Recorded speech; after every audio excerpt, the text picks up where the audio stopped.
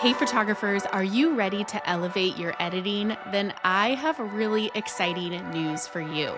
Pack 6, which is Eric McVeigh's Part 2 preset pack by Goodlight Presets, is available now. If you've ever struggled to capture that effortless, nuanced aesthetic that the top editorial photographers are known for, then this pack is made just for you.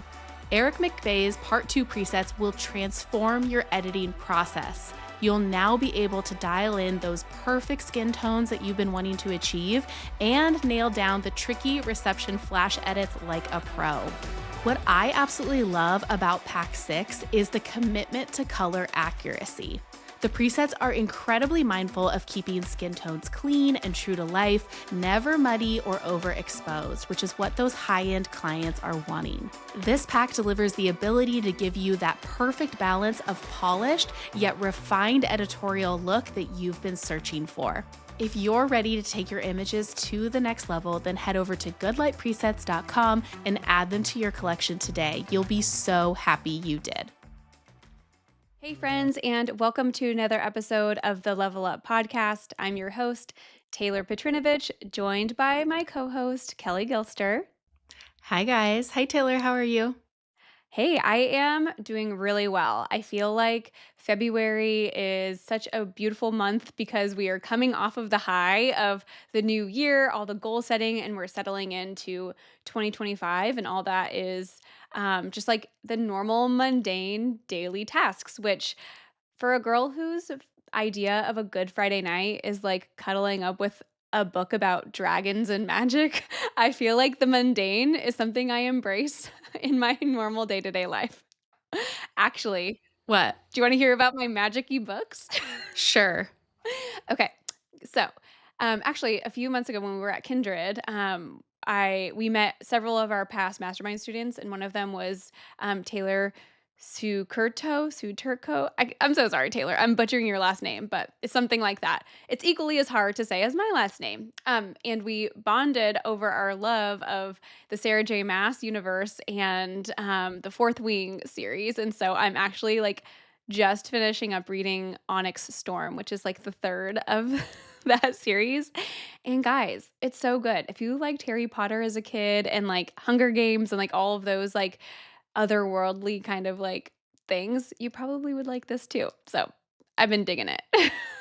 Oh my goodness. I did love Harry Potter, but I just don't know if I could really get into it. Okay, so it's not as nerdy as it sounds, which it's okay. They're very like based in young adult land. Like it's very like people in their 20s. So I feel like that's good. There's a lot of like fun social dynamics, like friends and love interests and things like that. And I feel like the magic just kind of like is a secondary thing to the story. Okay. So, Okay. yeah. I can get on board with that. Yeah, Well, but cool. I love it. If you guys are reading this same series that Taylor is reading, you should DM us and you guys can like nerd out and chat about it. Yeah, find us at the Level Up Co on Instagram and we'll chat all about the magic and the dragons and shadow daddies and things like that. Um Shadow daddies? That sounds like. Is that what it sounds like? It's what it sounds like. Oh my gosh. Okay. Yes. Today's episode, probably my personal like favorite-ish filmmakers, like top 3 for sure. Top 3 favorite filmmakers. And I'm a little biased because they're a husband and wife team. We have Jessica Hugo on the podcast chatting with you guys. She is incredible. A fellow mom in the industry as well. As you guys may know, Taylor and I each have 3 kids, and Jessica has 2 young kids herself and absolutely crushing it in business. So I know that this one is going to be very inspiring for you guys. This is the Level Up Podcast. I'm Taylor Petrinovich. And I'm Kelly Gilster of 618 Studios. And we are on a mission to help wedding filmmakers and photographers level up their businesses so you can make more and work less. We want to help you confidently take your business from mainstream to luxury, and it all starts right here.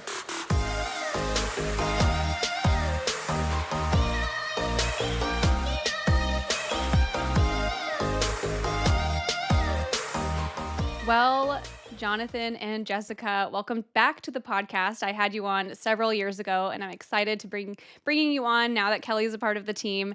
And I'm just gonna say, you guys don't know this quite yet, but in the intro, Kelly said that you guys are in her top 3 favorite wedding filmmakers. So I feel Oh, like that says a lot. don't get me emotional before we start. It's true. You guys are so good. Every Aw. project you throw our way, Kelly, is always like 10 out of 10. Every referral you give us, I'm like, oh, wow, I'm so grateful that Kelly sent that client our way. So you sent us I'm good glad. ones, which means a lot. Yeah.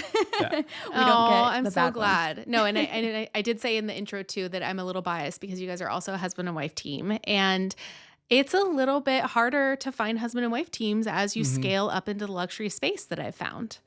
Totally, I agree, and I feel like, especially when you have husband and wife teams that enjoy working together, and you're passionate about building your business together, and not You haven't reluctant killed about each it other being- yet. Yeah, you haven't killed each other yet, so you're in it for the long haul. Is Yeah. yet the operative word there? It is. It's always work. No, it's fine. No, we love it. It's seasons, It's always you go through. You make sure I'm not being too crazy. Yeah, and then you throw Totally. It's family in a the lot of mix checks and balances, and that's like the beauty of Yeah. it for sure. So Yeah. Very true. can you guys paint a picture for the listeners? Where are you based? You guys are a husband and wife team. We've established that. How many weddings do you shoot a year? Give us all the details of what your business looks like here in 2025. Yeah, Love it. so we are based in Carmel, California, which to us we consider this mini mecca. It's this very tiny community, but the weddings that are drawn here are from people all over the world. It's like its own destination area, and we're really blessed that we get to live here. We both are from here, born and raised. And we've been shooting weddings since 2018, and we typically now do between 10 and 15 a year. That's what we found as our sweet spot. We primarily try to stay a lot in Carmel, but we'll do some Napa, some LA, and maybe 1 or 2 out of state a year if it's like a dream client. But yeah, we work together. We do mainly videography, but we've added photography to our company. So we'll do maybe 3 or 4 that are photo and video a year if it's the right planner that trusts us to be able to capture all of that creatively for them. And then among our other ventures is Hugo Atelier, which is our logo up at the top, which is wedding videography editing services. And then we're currently in our podcast studio. We have a live podcast studio in Carmel. And then we also have a commercial brand, 17th and Ocean. We kind of have our toes dipped in a lot of other things. We do but- media. Yeah, we do media. We do media. That's a good. Yeah.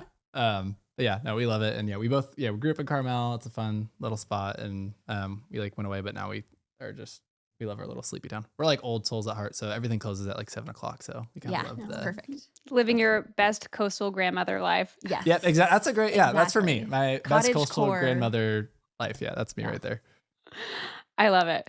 Well, okay. So we are excited to be chatting with you guys about something that I think everyone needs a little bit more of, and that is the ability to stretch those creative muscles, which I think can be something that we take for granted in those early days. So many of us, when we get started in the wedding industry, whether you're a photographer or a filmmaker, it's all about the creativity in those early days.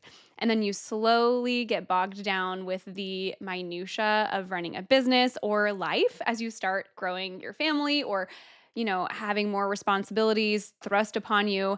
And I feel like the more responsibilities you have and the more time you're spending outside of the creativeness or the creativity in our businesses, the harder it can be to get those creative juices flowing and stay inspired. So I would love to hear a little bit about your guys' perspective on that. I love that. I liked what you said about the creativity, because when you're in it, you're really excited and you're just trying to make it work. It's to me, it's you're getting the jet off the ground, and it takes a lot of energy, a lot of fuel. And then if you don't really have resources, you're duct taping it together and you're trying to get it off the ground. But then once you get it up, it's those next levels where it's you start having kids, or you just throw different things into life and it gets a little crazy, and then you feel that burnout. And I think for us, I forget what book it was talking about it, but the idea of ideas and inspiration, a lot of times when you get most of your ideas when you're not at work, you need to put yourselves in situations where you're not. For us, a lot of our breakthrough ideas are when we're on traveling, Yeah. just getting outside of your environment and your normal triggers. I think it might have been Atomic Habits. Yeah. As a combination of a few, but your normal environment how when you have that, it's just you kind of just are plugging away versus when you like the reason why when you get on a plane or you're like traveling and you're at a hotel, like you have fresh ideas because you're not New having all these perspectives. new perspectives. So I think Yeah. That's something I feel like we've prioritized a lot more in the past 2 years was our business was kind of coasting. You spend all that energy, like you said, getting the jet off the ground. And now you have the successful business that's providing enough income for you to live off of. But then you kind of are like, the jet's going and you're like, where is the jet going? I don't even know what direction I'm going in. And so the past couple years, and I feel like after COVID, we were just kind of like, okay, how can we get fresh perspectives on what we want our life to look like? And how can we create businesses that support the life that we want instead of the other way around? Does that make sense? I feel like so many people live for their businesses. So I think it's really good that you guys realized early on that you do not want that to be the fact for you, yeah. because it can be a hard hole to dig yourself out of when your business runs you.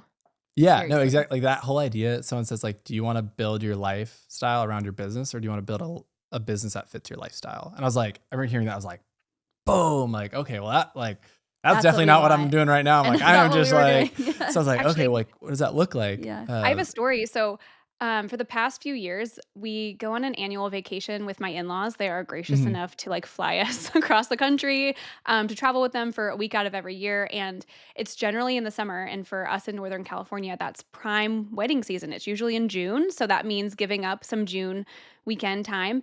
And, I remember like a few years ago when we started doing this, I was so hesitant to give the green light for different dates. I was like, I just don't know. Like bookings might come in. I don't want to like promise this You're vacation and like have scared. to turn down a really great booking. Yeah. And I really struggled with that internally until actually I was chatting with Kelly because they go to Montana every summer for a few weeks. And I asked her, I was like, how do you like, how do you get over the fact that you may be like giving up bookings? And I remember Kelly, you saying like, my life has to go on. I have to create memories with my family, and like that comes first. And I feel like that was such an Mm, aha moment for me of like, okay, like I can book the vacation. Like I don't have to like yeah, Yes. live in this limbo of like, am I going to give up like a wedding weekend? Because I'm never going to regret not doing Taking a the wedding, but I'll vacation. regret not yeah, going on the trip. Yeah. totally. Like what, like looking back 10 years from now, what decision would I want myself to make versus In a the lot now. easier when it's easier said than done. And then you get that moment when you get the email and you're like, ooh, It is easier said Yeah, than done. it and then you're like, happens yeah, for it's like the sure. little shiny, and you're like, okay, that's like really hard. But Yeah. I mean, that's one thing that we really appreciate, like being a husband wife team, because we kind of can balance each other out. Or one of us is like, oh, we really want to do it. I'm like, no, I Jonathan's wanted to go to Hawaii with the girls. Like, no, we're not Jon- changing that trip. I'm like, Jonathan's definitely more of the no, we're taking the trip. And I'm like, oh, but that sounds so fun to do this wedding. And he's like, no, we're taking the trip. So it's nice to have an accountability partner. I mean, we pull each other back and forth, but I do. Yeah. It is that it is hard, like especially when you're running the business by yourself, like or like that. You start the business where you're like, okay, what would it be like to not have to have like a traditional job and I can have this business, but then it slowly turns into like, well, I still have a job. It's just I'm the For the boss, which is even business. worse because like now you're like the crazy person who's your Yeah. boss, and it's like okay, There's like the allure of financial freedom, but then you're like, is this freedom or am I trapped? and you're like now I have like multiple Yeah. responsibilities, and it's just how do Yeah. you like get back out of that and How do you use- get back out of that? Yeah. That's definitely been our core focus. And the I feel past like 2 we, years. for us, is like kind of like staring at this wall and like we kind of see this destination kind of fuzzy what we want, but like there's this obstacle. And now it's like we're finding out ways to like, okay, how to get around it, then like be able to thrive. And it's like, okay, like how can we, like that's what we're just passionate about. Like as we like, talk with like you guys and like other friends in the industry of just how to encourage each other to like live like the most full life possible. That's able to like bless others and like also like with kids. I think kids is like that was the biggest change for me is like Yeah, for me too. I Same. thought 24/7 about our business because we were just like two young married kids Yeah, that nothing else to do. As newlyweds starting your business, like you can pour 100% into it without a thought, and then you add kids Yeah. to the mix, and you're like, oh, I cannot be 100% Yeah. in my business. Like that is not the life I want to Yeah. lead. So that was definitely a major Yeah. shift in. Because for us, it was perspective. like our hobby. People are like, oh, what do you do for fun? I'm like, fun. I mean, like work is fun. I'm Same. like, it's really fun to book a wedding and raise our, I'm like, I don't know. I'm like, that's fun to me. So I feel like people are Yeah. like, you need a hobby. But so once we had kids though, it's like, oh, we have this factor where Rachel doesn't care as much about Yeah, if we sign the contract. And she's like, she just wants to play with us. So yeah, it's a funny that's definitely big. I'm sure you get to relate shift. to that. No, I think that having kids brought a different level of healthy balance to my life. Like you guys would say too, like your business was your hobby, like it was your everything. And that was me too. And Paul and I had 9 years of that. Like started our business at 21, had our baby like right before I turned 30. So like, yeah, like 9 full years of our business being just our baby. And it definitely reached some unhealthy levels. And it wasn't until we had our first baby, now we have 3, but like our first one to be like, okay, I can't pour everything into this anymore. And then how do I need to like, you know, diversify in a way, or how do I need to like offload things to be able to sustain now this family life that I never had Yeah. before, and this business life that used to be my everything, but have it operate on like the same level, if that Yeah. makes sense. Yeah. Yeah. No, I Yeah. totally, I mean, for us, like we found it was crazy because like, how are we going to do this? And then once we started like, okay, well, how are we going to actually sustainably do this? And that's where we actually had the most growth. I think like we had the original like launch the business and we get to this plateau. And then we thought like it was going to have to like take a step back in the business. And that's where it was like We realized ironic. that That's where we taking got a the step biggest back growth. was the bigger growth move. Like instead of just Ooh, talk about that. I feel like with I mean I feel like after COVID with I'm sure everybody experienced this, like shooting more weddings. I think in 2021 or 20 maybe it's 2022, I think we shot like 35 weddings or something. It was It was insane. 21, I think. And it was just from all of the postponements And yeah. where you're shooting 2 years in one, and then we had a baby that year. So we had a baby in the middle of all of that. 10 out of 10 would recommend. Oh my gosh, it was Oh so gosh. stressful.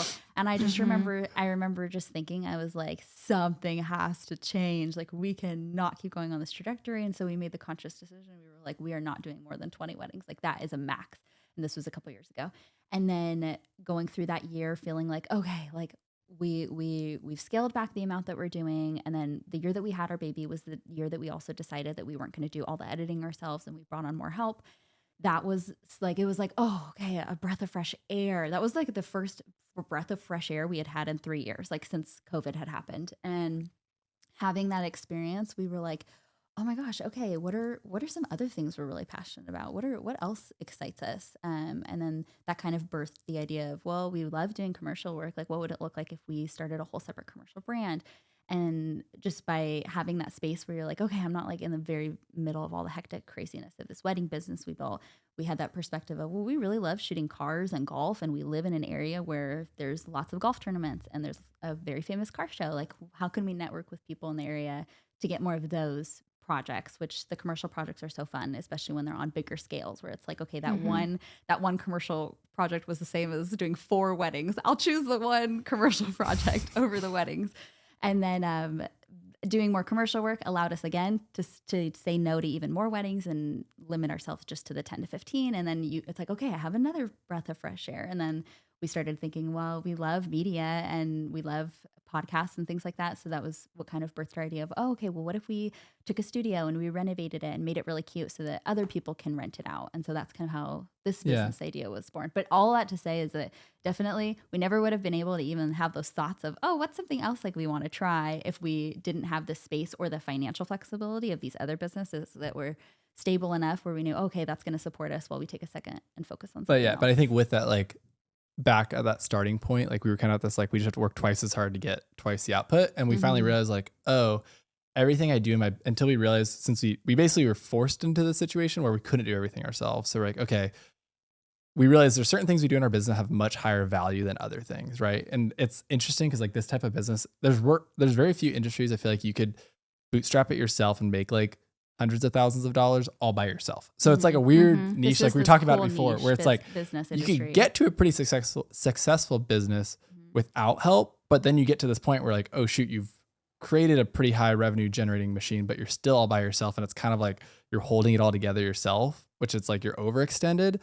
And then I forget what book I was reading, but like the whole concept, like the 80-20 rule, where it's 20% of your input gets you 80% of your output, and 80% of what you do spend your time is only getting 20. So I was like, hold on a second. So like we just did an audit of what are giving us the 80% output with only 20%. And if we only focus on those things, like how would the business transform? Which in the beginning, it's scary because you're like, oh, I have to spend money that I'm usually not to investing to, like whether it's hiring like editing team or admin, like different like education, like there's all these different things. You're like, okay, how can I like add more leverage? But then it's addicting because once you start seeing the output, you're like, oh, I could do more of this. So you just kind of like, if I put $10 into this machine, it gives me $50. Yeah. Okay. Yeah. Like how can I create that again? So fun. So I think we were just passionate about I think it's different for everybody. Cause I think at one point we were going through like a mastermind, or I forget what, we were in some coaching group, and that's a whole nother thing I go to. Like, I am a huge fan of like getting more help, like coaching and all that stuff is like the further along you get, the more help is better. I feel like people get it backwards. But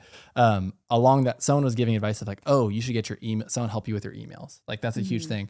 So we like did it. We hired someone. It didn't quite fit. So I think for us, like sometimes people It have was like a major, it did not work out. It put a bad taste in your mouth. It put a bad outsourcing. taste in our mouth. And we were like, wow, that person was so convinced that this was going to be like the next step in our business to growing. And it was so not. We were like, oh no, I love talking to people on email. I love communicating one-on-one or texting. But what we hated was the editing. So we realized like one is Yes. different for every person. So I think it's hard having that perspective, just like when it comes to education, what like people you're listening to, of like having that filter where everybody's a little different. So knowing what actually fits for you, of doing like your own audit for yourself of like, what are you spending time on, but also what drains you? Cause like that's the, there's a really good book that I'm like rereading for like the third time. I'd recommend Buy Back Your Time by Dan Martell. But he talks about like this quadrant where you have like low level tasks that are easy to outsource and drain your time. And you have stuff that's like, you're really good at and it's high value, but you still don't like. And then stuff you like really love that are high value. And then you have stuff you really love that don't bring you a lot of money, but they're investing. Like doing a podcast, maybe like something you're really passionate about, but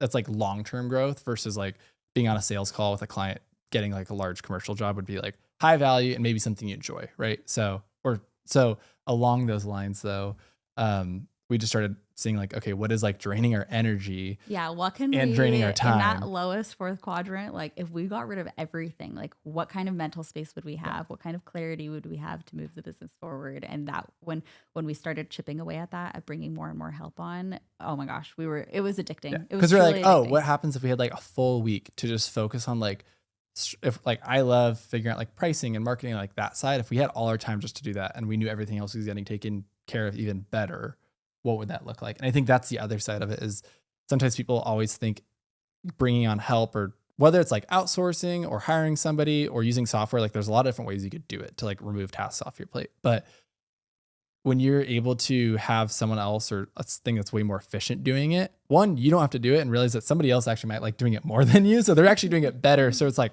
hold on a second, it could be done better. And it doesn't automatically mean it's done worse. So I think for us, that's where it's just like, oh, this is really cool. Like someone's We're all giving such 100% control on freaks. this. We always Yeah. think we're the Yeah. best at whatever it is we're yeah. doing, when in fact that's not always the case. Exactly. so true. Totally. So yeah, but yeah, Yeah. it's something we're just super passionate about, just having that like mindship frame. And I think it's hard because like growing up with like friends and family, and like people can be really well-intentioned, but have a totally wrong perspective on something that could be really like a limiting belief. And I think it's really hard as like a business owner, how to navigate that, where people really mean well. And But who you're listening to makes yeah, such a and big they could be impact. business owners, people that don't Yeah. like, and I think that's Especially, just knowing like who are you listening to, and like also are they where I want to be? Because if That's, they're I not, think, the Totally. biggest, like Yeah. when taking advice from anybody, whether it's like in the fitness space, in parenting, in business, like the number one question you should always be asking is, do I want what they have? Like, do I want to achieve what they have achieved? And so I don't know. I feel like you have to be really careful with who you take advice from, and just nod along sometimes and smile Yeah. and say thank you. Yeah. And then and there can be parts that are good and you can like kind of take it and like piece it Yeah. together. But Yeah. I totally agree with yeah, that. I was actually listening to a podcast this morning when I was getting ready, and I can't remember what specifically she was talking about, but it was the idea of, a lot of times people think that you have to get to this level before you do the thing. So before you outsource or whatever, when in fact doing the thing is what got you to this level. If you're watching on Yes. YouTube, I have like my hands at different levels. Mhm. But I think that people think like, oh, I shouldn't outsource until I'm already making $100,000 a year, until I'm already doing this. But no, it's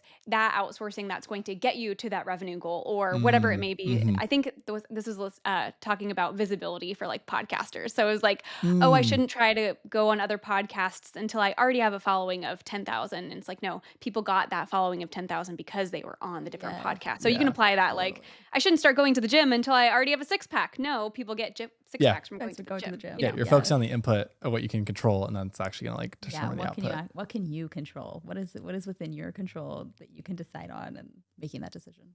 Yeah. Okay. So for those listening, I mean, I think every single person out there has something that is holding them back from maybe reallocating that time to something that could move the needle a little bit better in their business. What are some ways we can identify that within ourselves? Because I think that sometimes it's really hard to look like introspectively into what yeah. those Mhm. stalling points are. So do you have any Oh, strategies yeah. for people?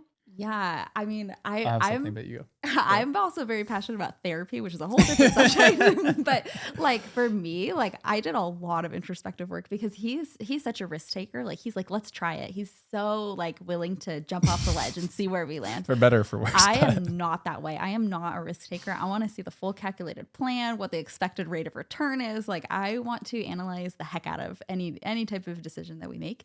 By doing a lot of therapy work, I actually was just kind of able to identify what I was actually afraid of. So That's good. going through your fears of what is worst case scenario. This is what I did personally that was helpful for me. Might not be helpful for anybody that's listening, but I went through with my therapist and I was like, what makes me scared? What am I scared of happening? Like if we try these business ventures and they fail, what is actually going to happen? And so we went through just like worst case scenarios. And this sounds really morbid for me. I was like, I'm scared of being homeless. Like I'm scared that we would lose our house that we own and we would be living on the streets. Like that for me would be the ultimate worst case scenario. And I know that sounds like, oh my gosh, she just went in a really dark place.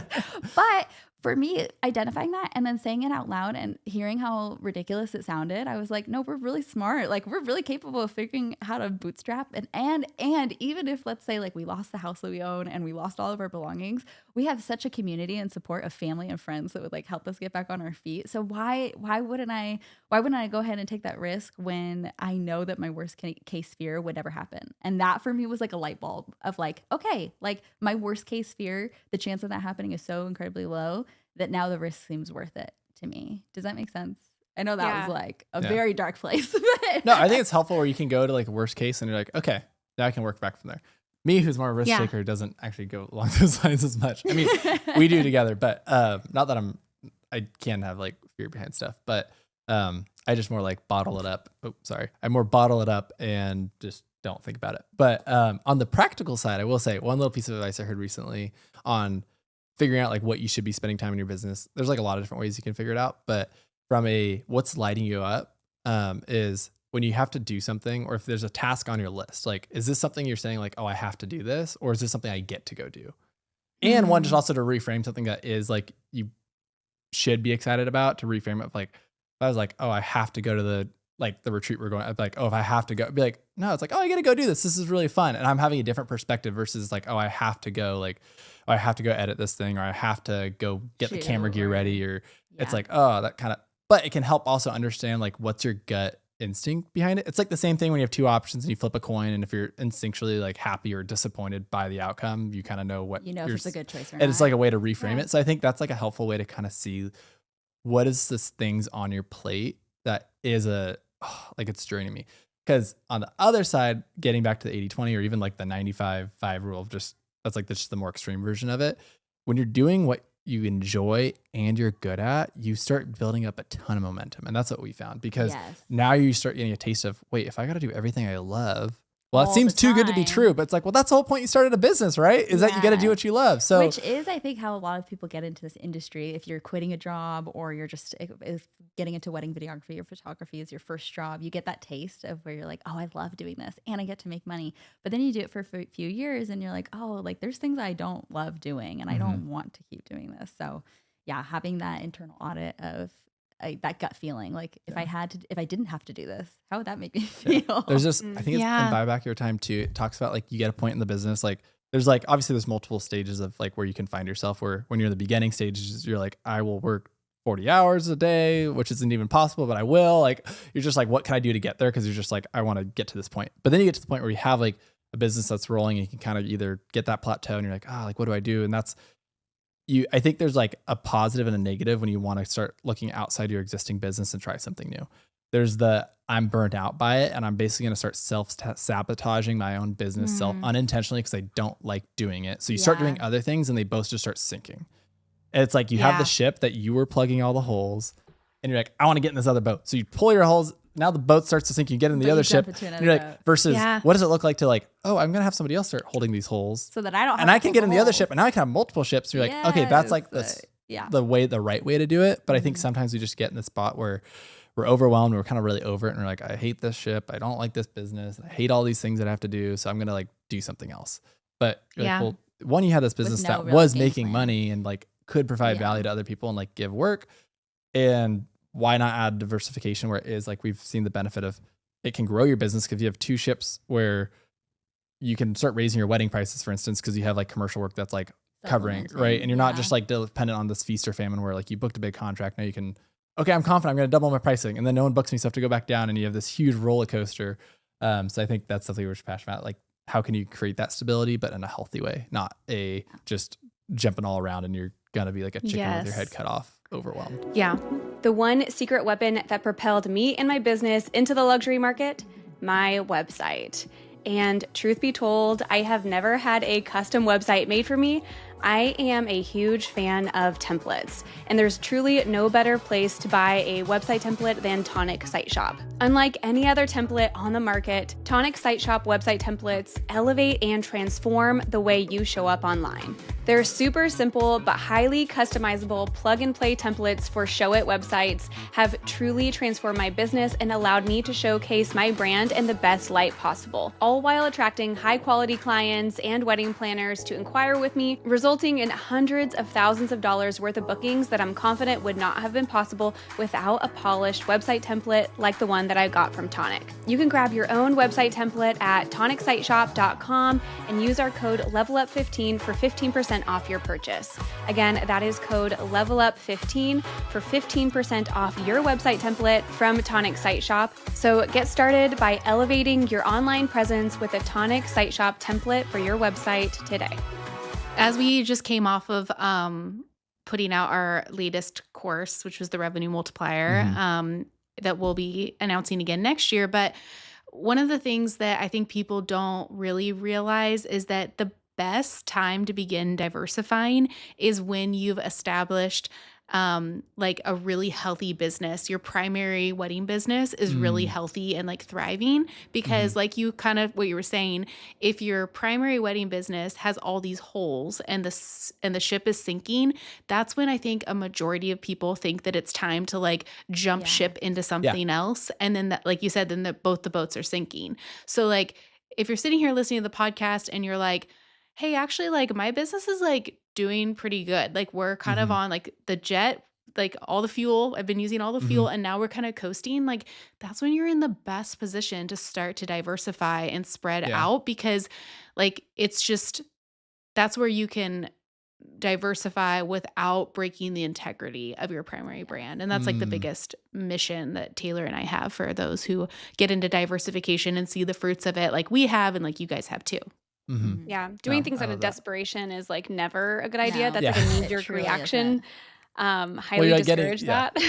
Totally. Well, it's like parachuting off of the plane. You're like, you spent so much resources to Getting get this that plane thing in off the air. the ground. Like, what could you have done to just help keep the plane flying? Like, who could you have brought onto your team? Imaginatively, somebody else flew into your plane to help fly it. But yeah, so that's and I think what we're along really those lines passionate too, about. like then it helps you give fresh perspective where it's like once you start getting that help, whether it's like the different business you're passionate about or the existing one, getting a new business off the ground is like obviously that takes a ton of energy. So for us, like one thing we found is that was a big motivation for us was we were like, who can help us keep all of the things that go wrong from going wrong? Because things inevitably go wrong in any business. There's always things that you have to be fixing and just to maintain. And so for us, we didn't feel confident to jump ship until we brought on people to like, oh, how can we get our business like flowing way more passively for us? And we only get to do the things that we really love, which is shooting, networking with planners and other vendors and talking with people and coordinating timelines and stuff like that. Like I love that stuff. But all of the admin work and the editing side for us was a big drain. We were like, that's not our well, and when you like it more, it's interesting how like the business once it's off the ground, like jets, like they take a ton of energy to get off, but once they're up, like it is actually like easier in my opinion to like take a business from like 2 to 400 than like an existing business from like 0 to 50. But one just give you $200,000 of revenue a year. That just to like for people who are listening. Exactly. Sorry. Yeah. So one is like, okay, you get, wait, what did I say? You just said 50. You just said 200 to 400. Oh, sorry. Yeah. Sorry. We were tracking, but we want to thank make sure you. the listeners Sorry. are. Thank you.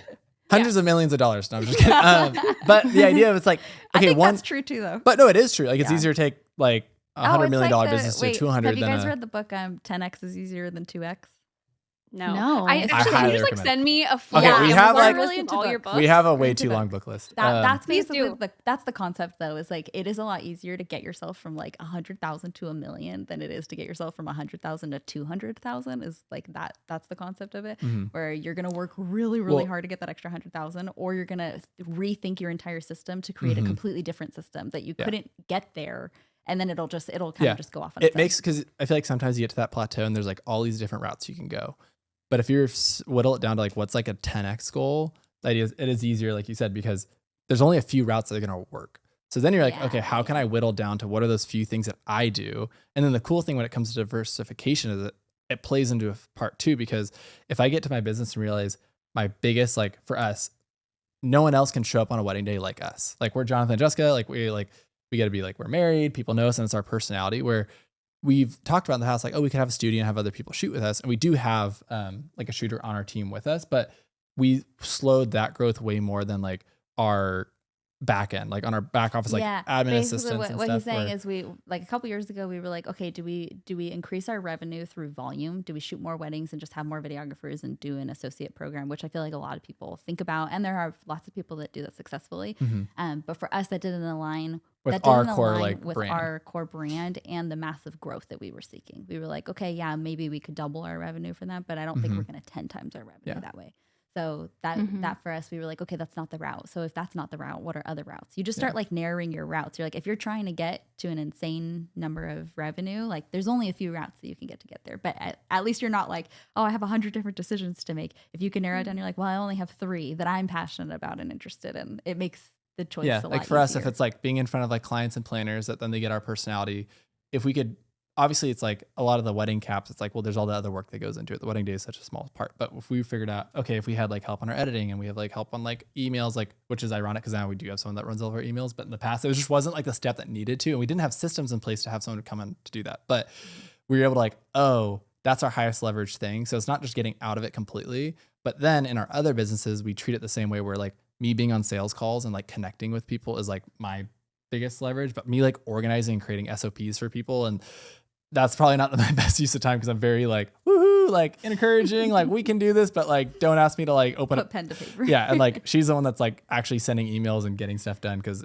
nothing would get done if it was for me. But I think just finding like, yeah, what is that you're like, you're magic at and you really love. And then you get to practice what you're really good at. And then it's Over like and talent over versus again, and you get practice even better at compound. it. So Yeah, I know it's fun. obviously- To us, it's a whole game. Like business is a whole game. Oh, such a game. You're Yeah. speaking my language. I which love another it. It's book like before I forget. Yeah. the thrill of the game. What? Yeah. Oh, say a book along those lines. It's on my list. I started reading it, but it's called The Infinite Game by Simon Sinek. And it talks about that whole thing where a lot of people view business. I'm pretty sure because I was listening to someone talk about it as like get to this point where it's like, oh, 30, retire early. And like, I get to go to the beach. And you're like, well, is that really what you want? Versus how do wanna you sit on the build beach for the rest of your life? or how do you build a business into a game that's something you love? Like basically make Yeah. a game that doesn't have an endpoint that you want to keep on Yes. playing, Like Yeah. create a business Yeah. that you don't have to retire from. that you want to That's keep on me working too. on. Taylor and I were having Mhm. this conversation. I don't know if it was a phone conversation or a podcast conversation, but it was like, when do you want to retire? And Mhm. actually, like my dad and stepmom, they're both veterinarians. And I was actually asking them, like, hey, so like, when are you going to retire? They're like at this age. And they were like, I don't think we ever will. And I was like, Mhm. wait, what? And they're like, Yeah. why would we retire? I think like one, they genuinely Mhm. love what they do. They've like reinvented their business plans and like who their ideal client is. And like I've seen that Mhm. change over the years.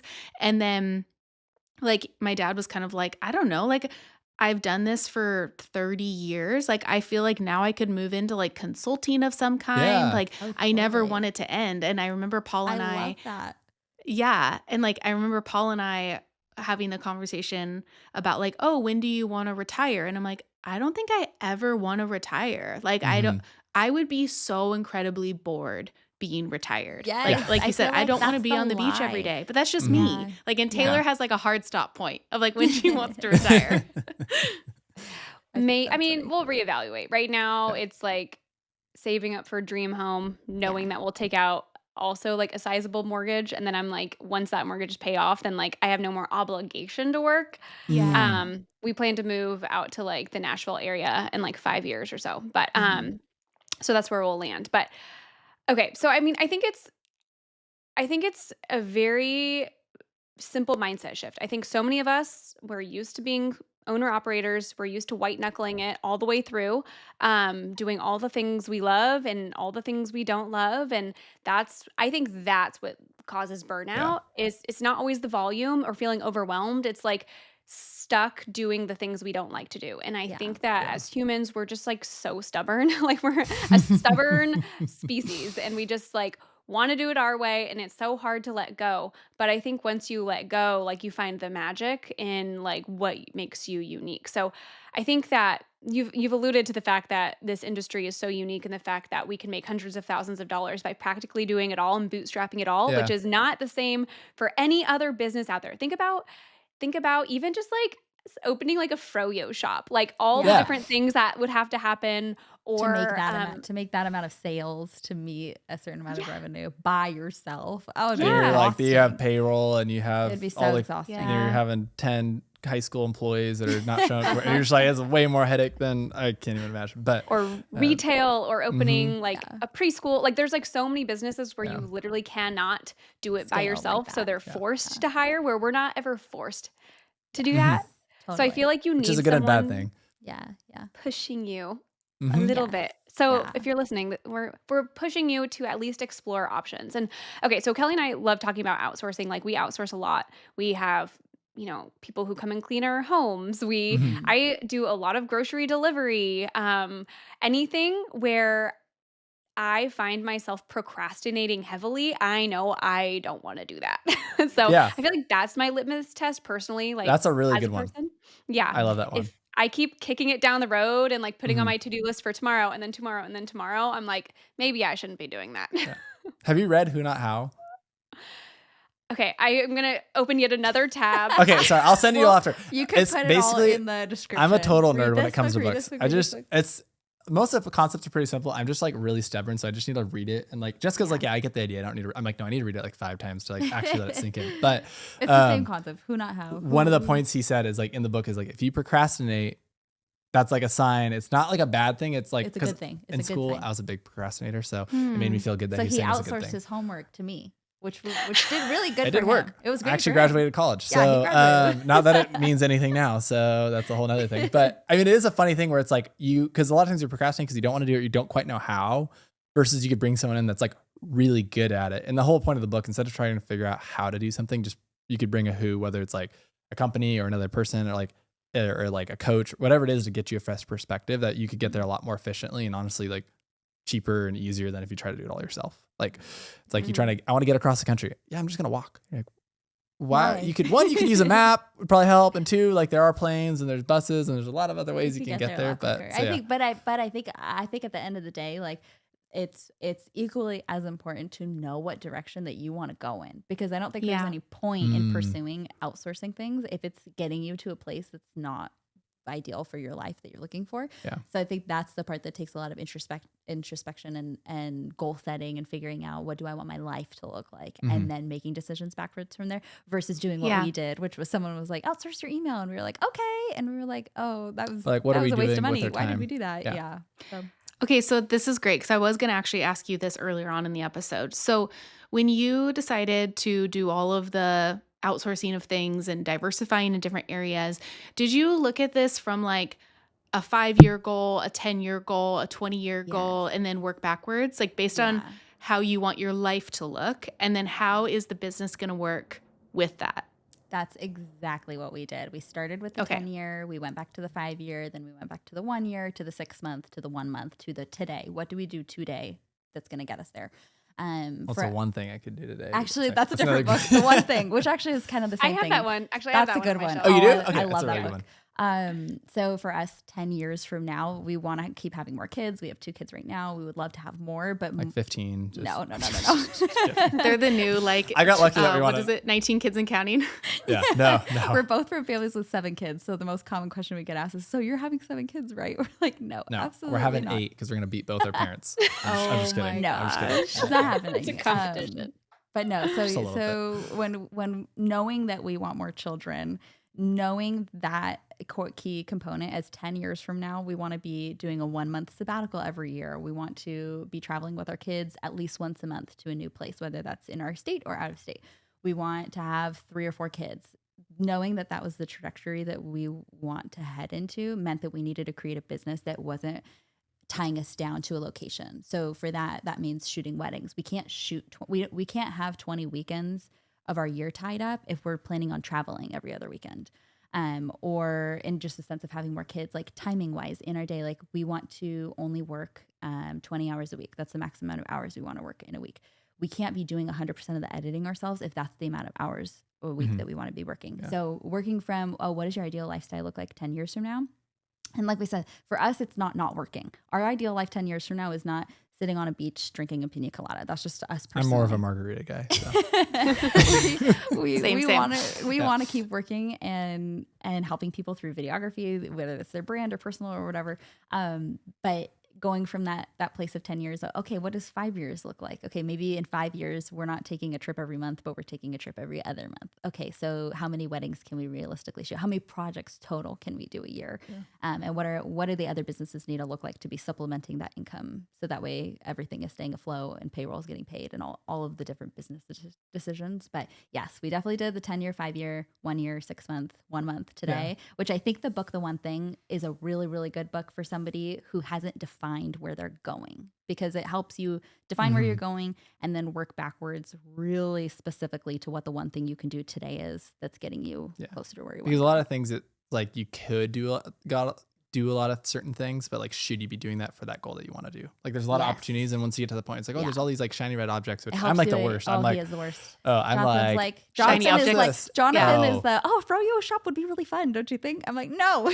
I just be like, this is a great idea. That's a great idea. We can do this. Doesn't get us to that 10-year goal. No, exactly. You have side mission. Yeah. And you have to know where you want to go. Yeah, I think for Paul and I, and like for those listening, like it doesn't have to be, you don't have to have it like all mapped out, but start with like one thing. So back in the day when we were doing 30 weddings a year, we looked at all of those weekends that were being taken up from us going to shoot weddings. We didn't have kids yet, but Paul and I both played sports, and we knew how important it was for our family and parents to be there supporting us at our games, at practices, things like that. Practices were fine. They were like through the week. So we're like, okay, that's fine. But games were going to be a problem. They were on Saturdays. And like, we were just envisioning not being able to be there for our kids in the future. And so like, that was like that 5-year. So like 2019 was when this started. We had our first baby. We're sitting here now in 2025. And actually like, my son just started his 3rd season of T-ball, and I'm looking at the calendar and I'm like, wow, we only have to miss 1 game. Like that is like such a win that we wouldn't have been able to have if we wouldn't have thought back to 2019 being like, this is where we want to go. We want to be there more for our kids on the weekends. Now, how do we do that? And then we built everything around that too. So it's cool to be able to like, but it all has to start with those listening. It all has to start with where you want to go. And then you can start to dial back and like set it all up from there. And seeing the progress is so rewarding. Like there's nothing more rewarding than being able to like, wow, what a win. Like I set out what I accomplished to do. And that feels really rewarding. And it's addicting where you're just like, okay, like let's keep the doing dopamine. The dopamine. And I love how you said like not being afraid to like get out your comfort zone of like when you put it far enough out. I was like, I think in the one thing you talked about like a someday goal, so that way it feels a little bit less scary, so you could stretch yourself a little bit. Yeah. Because sometimes we've set goals for like 5 or 10 years, and then it's like 2 years we hit them. It doesn't always happen, and then there's goals we set that like we haven't hit yet, but we thought we were going to hit. It's interesting how sometimes like, but if you never even would have like set the goal, thought of that idea, we wouldn't even. You don't have you don't have anywhere to track like how far you've come if you don't know what markers you were trying to define for yourself. Or something that I do when I'll go into a negative cycle where I'll just be like, oh my gosh, like life is gonna be over. Like I'll my mood swings are like this. He's always like this, but my mood swings go up and down. And every time I go into a low spot, he goes, you have to look at how far we've come. Like when you look at how far you've come, you get instantly really proud of yourself. You're like, oh, I came from that level, and now I'm on this level. Like that. I can do it. I can go to another level versus when you're looking upward, you're like, that seems really, really scary. But the second you turn to the other way and you look down, it's all of a sudden you just feel that sense of self-accomplishment and Which motivation. then fuels you, because otherwise you're Yeah. running through to this mirage in the desert that you're Yeah, never you're going to like, catch. where are we going? And it's like you see this mountaintop and you're just running. It's always moving because you're always, once you get closer, you're going to see a higher peak. So Mhm. looking back, and then it's like, oh, it's a fun journey, and it's like the whole It is. journey, not The journey is destination, fun. but making sure it's actually somewhere you want to go. And then looking back and seeing, and that's why we'll learn a lot about ourselves too, of like things that we ended up enjoying about the past. And then it helps redefine too when you actually look back. It helps you reshape of like where you, like the destination you actually want to go. But Yeah, so true. So, okay, so for those listening who are filmmakers and maybe they're realizing like, oh, maybe I am procrastinating editing that film from October of last year. Whoopsies. And they realize maybe outsourcing that piece of the puzzle would help them get to the next level. Um, Tell us a little bit about Hugo Atelier before we wrap up the episode. What is it? How can it help? How can people identify if it's the right choice for them? All those yeah, things. we started it because we were passionate about helping other luxury creatives thrive. So it's mostly targeted towards targeted towards the luxury market because we're in it, and it is kind of this small subset niche that I think it's just hard because sometimes like you either you get it or you don't. So Yeah, we decided we wanted to create more of a bespoke studio that wasn't volume based. That way we could actually take the time to fully understand each client that works with us, their unique style. So we needed to be able to pour the time and attention into each client where they feel like, okay, Hugo Tellier truly understands my brand and my style. So Jonathan will get on calls with the clients that are a lot more in depth. That way he really understands like what truly makes your film unique from somebody else's, and what is the vibe that we're going for. So it's been really fun. We launched in December. And the clients that have jumped and made the leap, it's just been really, really fun. Yeah, I feel we've been like, loving it. yeah, we've been loving hearing the feedback of just being able for them to be like, well, I've never had a film where I've outsourced. And it was like, oh, okay, like that was it. Like that's such a good feeling, which we personally have experienced through outsourcing, like where you send off your footage and you get it back and it's right the first time. Oh my gosh, mind blowing. But it takes time to get there. It took us practice. So I guess with that, like taking a step back, I'd say one, like, it maybe isn't for everybody too. So like there's different, like we said, I don't want to be over here saying like, oh, editing is the answer. Cause some people like may not. So I think for us, like, we're just passionate about like helping people.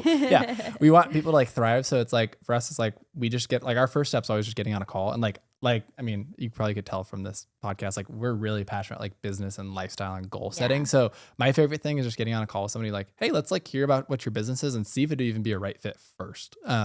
Because since we are like, we're not volume, just trying to pump people. We're trying to work with the right type of Yeah. clients that feel aligned about business in the same way that we do, where they have different goals and they want to diversify in different ways, or they have dreams for their wedding business.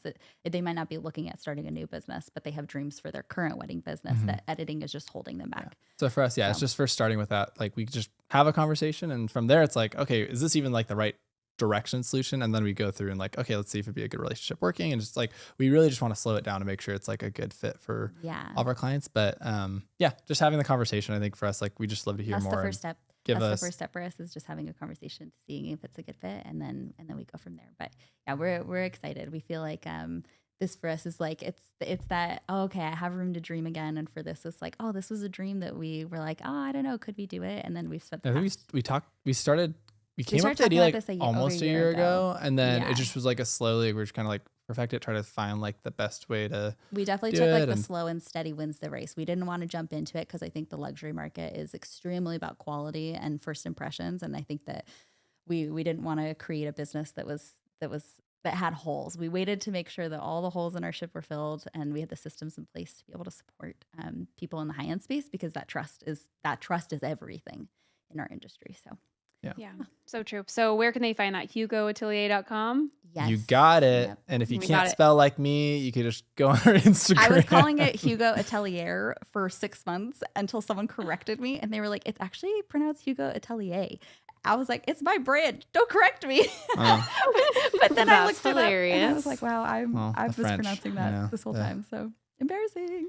That's cool. A little hot It's been there, so great just like hearing your guys' passion for wanting to see creatives thrive and sharing. Thank you so much for sharing a little bit about how you guys have like gone about it and figured out where you want to go and then implement on it and execute. So it's so fun to have you guys on the podcast. Yeah, thanks for having us. It's always super fun chatting with you guys. We'll see you in just a couple weeks in Santa Barbara, so that'll be exciting.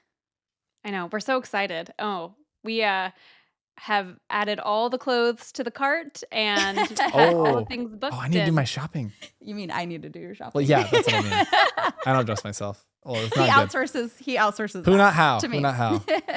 So, for those of you who are going to Kinetic or maybe based in Southern California, we're actually going to be doing a little level up meetup on Monday, March 17th. So, that's just a little under 3 weeks from now. So, if you want to hop in on that, we will link where you can secure your spot in the show notes or in the description box below if you're watching on YouTube. And we'll have it linked in our Instagram bio as well. But we thought it'd be so fun to just meet up with people who may be going to Kinetic or maybe who are just in the area outside of Santa Barbara. We'll grab some pizza and a drink and just kind of hang out. So yeah, it should be a good time. That'll be on Monday afternoon on March 17th. So yeah, we've only ever done Woo! one meetup. So we're excited fun. to kind of meet more people in person. Yeah, the That's first gonna be one was super fun. so much fun. We threw it out there like very last minute. Taylor was flying down and we were doing course recording is when we recorded the luxury framework. Mhm. And we got together a really great group that came up from San Diego. It was in Orange County. Some people came down from LA. Some people came out from Riverside. And we had a great little group. So we're excited to do it again. It's been highly requested. And so if you are in within driving distance, or if you want to fly in for like a night be or worth whatever, it. come Come join hang. us. If We you're would in the love U- to if hang you're- If you're out. if you're in the USA, if Or you're not in not. the I USA, mean, anything's just a flight away, right? everything is just Right. one If you flight have your away. passport, come on over Mhm, and let's mhm. hang out and have pizza. I love it. I love it. Well, thank you guys so much. It was so great chatting. Thank you for joining us in today's conversation. Please help us reach more filmmakers and photographers like you by taking a screenshot and sharing it to social media. And don't forget to tag us at The Level Up Co. And join us again next week, same time, same place, as we continue to level up the industry together.